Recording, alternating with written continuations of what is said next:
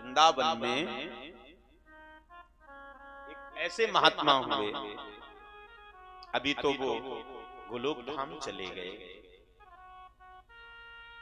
नाम था माधवदास। और माधवदास जी का नियम था,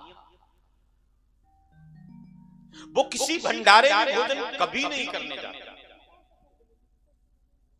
कभी नहीं जाते। महाराज माधवदास जी सदैव जब संत लोग भोजन करके पत्तल फेंक देते, उन्हीं पत्तलों में जाकर के जो भी भोजन संतों के खाने से बचता था उसको एक पत्तल में इकट्ठा करके और उसी भोजन से भोग लगा करके वह प्रसादी खाते। आप विचार करें, ये महात्मा साधारण महात्मा नहीं थे। माधवदास जी साधारण नहीं थे, जगन्नाथ भगवान के दरबार के अद्वैत संत थे। और शास्त्रों में तो यहां तक भी बताया गया है, हमारे संतों ने बताया है कि माधवदास से मिलने के लिए स्वयं भगवान आते थे, सखा भाव से, दोस्ती के भाव से। एक कथा तो यहां तक मिली कि एक बार भगवान ने माधवदास जी के साथ में चोरी की और माधवदास जी पकड़े गए, कटहल की चोरी हुई, फिर पकड़े गए। और राजा ने जब जाना, राजा के गुरु थे माधवदास जी जगन्नाथपुरी के, राजा बड़ा उदास हो गया कि मेरे बगीचे में भगवान चोरी करने गए और आपको पकड़ लिया मालियों ने। तो उस राजा ने पूरा वो कटहल का जो बगीचा था, पूरा का पूरा बगीचा जगन्नाथ जी के भगवान नाम कर दिया। आज भी वह राजा की प्रॉपर्टी जगन्नाथ भगवान के नाम। ऐसे माधवदास जी ये समुद्र के किनारे भगवान उनके साथ में रोज बैठ के बात करते, जगन्नाथपुरी में भी और वृंदावन उनकी मत में बात। तो क्या करते थे माधवदास जी, पत्तल संतों के जूठे भोजन को इकट्ठा, जो जूठा थोड़ा थोड़ा बचता उसे इकट्ठा करके और एक बढ़िया सा पत्तल सजा के भोग लगा के खा लेते। ये बात किसी को पता नहीं थी। एक दिन महाराज महात्माओं की नजर पड़ गई कि अरे ये महात्मा तो हम लोगों की जूठन खाता है। ए बाबा तू गलत करता है, ये जूठन खाता है तू हम लोगों की, ये अच्छी बात नहीं है। ओहो, माधवदास जी चुपचाप चले गए।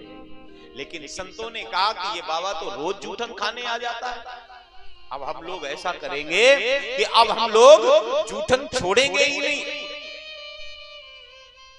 और देखें ये बाबा कैसे नहीं भंडारा में खाएगा, एक दिन भूखा रहेगा, 2 दिन भूखा रहेगा, 4 दिन भूखा रहेगा, कब तक ये भूखा रहेगा। जानते हो एक दिन तो भैया महात्माओं ने 1 बजा दिया, 2 बजा दिया।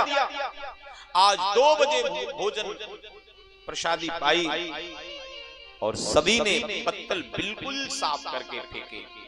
माधवदास जी बड़े भूखे थे उस दिन, 10 बजे खा पी लेते थे, आज 2 बज गया, पेट में बड़ी उलझन सी हो रही और महाराज आस लगाए थे कि महात्मा पत्तल फेंके तो मैं भोजन करूंगा।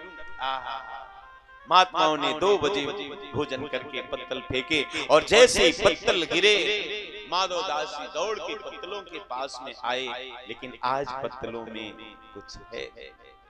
फिर भी किसी में 2 चावल के दाने, किसी में 3 चावल के दाने, किसी में थोड़ी सब्जी लगी, वो एक शीत एक दाना बीन बीन के सारे पत्तलों से इकट्ठा किया। आज देर बहुत हो गई थी, भूख बहुत ज्यादा लगी थी, इसलिए माधवदास जी वो सारा इकट्ठा करके एक कौर बन गया।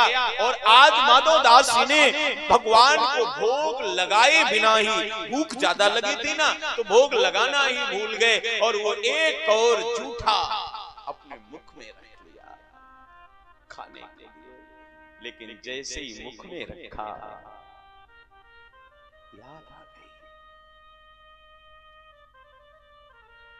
याद आ गई कि अरे आज मैंने भोग तो लगाया, अब क्या करें। वहीं पर शांत अंदर नहीं ले जा रहे हैं, मैं बिना भोग लगाए यदि प्रसादी ग्रहण करूंगा अपराध हो जाऊंगा।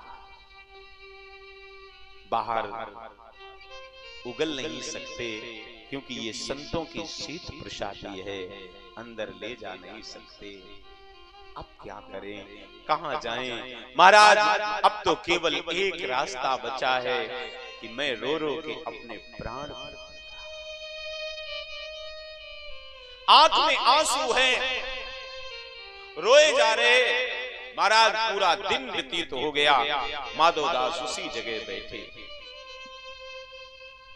एक दिन बीता, 2 दिन बीते, 3 दिन बीत गए, रोए जा रहे।